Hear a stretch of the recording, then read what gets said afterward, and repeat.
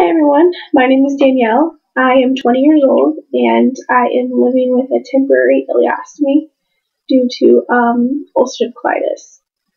I wanted to share a brief overview of my journey with all this and, just help people out there that are going through the same thing I went through. I will start with my first symptoms.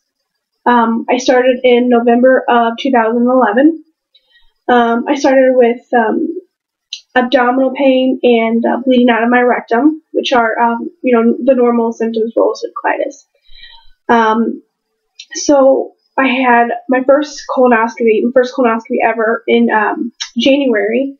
And funny story with that, actually, I did the prep and everything, and the morning of my colonoscopy, I got sick with the flu. It was horrible. I was throwing up and I was, being cleansed from the prep and everything. I felt miserable. It was terrible. So that was a really horrible experience for my first colonoscopy. It's horrible just without the flu, but with the flu and that, horrible. But I got through it. Thank God. So when I went in there, it showed that my colon was 25 centimeters inflamed. So my GI doctor put me on a medicine called Asacol and Rowase enemas. I did that for a few weeks, and it ended up my symptoms kept getting worse. My pain got worse, my cramps got worse, the blood got more. So I ended up in the hospital in February for about a week, where I was on a clear liquid diet the entire time, which is the first time I'd ever been on a clear liquid diet, anything like that. And it was horrible. The only thing that got me through the clear liquid diet was these Italian ice teas that the hospital had. I won't go into too much detail, but, bottom line is I hate being on clear liquid diet. And then he put me on Remicade. He started me on Remicade infusions. I had my first one while I was in the hospital. And he said, we're just going to have to attack this aggressively and, see what happens. So I had a total of 2 Remicade infusions, one in the hospital that week, and then about 4 weeks later, I had my second infusion of it after the hospital. And then my symptoms just kept progressing. They kept getting worse and worse. The blood kept getting more. The frequency I kept going more and more. The urgency was more and more, and as well as the cramps. The abdominal pain was just terrible. If you have ulcerative colitis, you know exactly what I mean. And if you don't, just be glad you don't know what I mean, because it was excruciating. It really was horrible. And then I'm reading from my notes. If I don't have my notes, I'll ramble, so I keep looking down. And then I got my second, since my symptoms kept getting worse, I told my GI doctor, and he sent me up for a second colonoscopy in late February, I believe. And late February, early March, and it showed that the inflammation of my colon had doubled in size. It was now 50 centimeters. So he said, there's really nothing else we can do right now. We just have to wait to see if that Remicade is going to kick in and if your body's going to take it. It's really all we can do. So as I waited for the Remicade to kick in, the blood increased and more frequency, urgency, and the pain. It just all kept getting worse. I felt like I was going down spiral that was never going to end. It was horrible.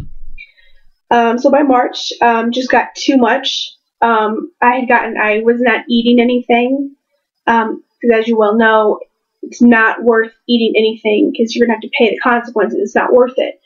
So I was barely even drinking. I was just lying around in pain with the heating pad on my stomach for the cramps, just going like 20 times a day, not even eating anything.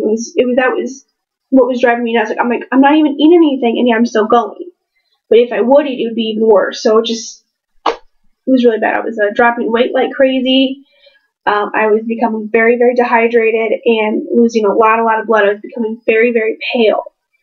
And my mom just said one day, she's like, "This is enough. We can't take it anymore. I'm taking you to the ER." Of course, I fought her tooth and nail all the way because I didn't feel like going. The hospital is 40 minutes away from my house, and I was like 40 minutes away with somebody with IBD is like 3 hours straight. It was the stress of me going that long with not having a bathroom right away and knowing that at any moment I could explode, just that alone is awful.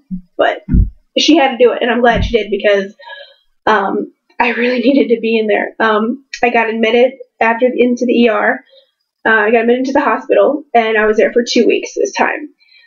During those 2 weeks, I was on an NPO diet, which is nurse code for no liquids, no food.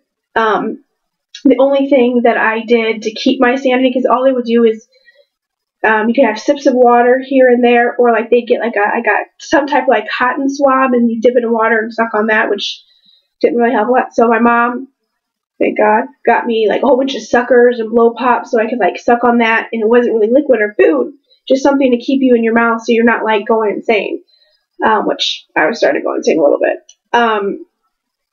Just a little tip for you there, to eat suckers and blow pops and gum too, and like Jolly Ranchers or anything to suck on really helps. And then I had also gotten, during those 2 weeks, I also got emergency ileostomy surgery because I had gotten a third colonoscopy during those 2 weeks, and it showed that my entire colon was inflamed, and just really, really bad. So they had to emergency take out my colon. The surgeon who did it said that my colon was very, very close to exploding, which is not good. So that is the first part of my journey of my ileostomy and my ulcerative colitis disease. Let's just say that the year 2012 really started off kicking my butt, pun intended. But it's not going to end that way. It's a really long fight. I'm still in the middle of it. I'm still going to be in it for a long time. But I'm going to come out on top on this one. I'm going to come out a different person. This is already making me stronger than I ever would have thought I could be. It's letting me see things I could handle that if you had told me a year ago that I'd be dealing with this, I'd be like, there is no way I could deal with this. But here I am. I'm sitting with an ileostomy, and I'm realizing stuff I'm capable of that I never would have thought of if I had not gone through this. You know, my faith has grown, and yeah, I'm just gonna leave it at that, so I don't make a long video. But I will make a part 2 to go more in depth with my ostomy surgery and everything.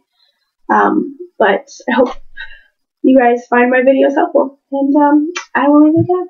Thanks for watching.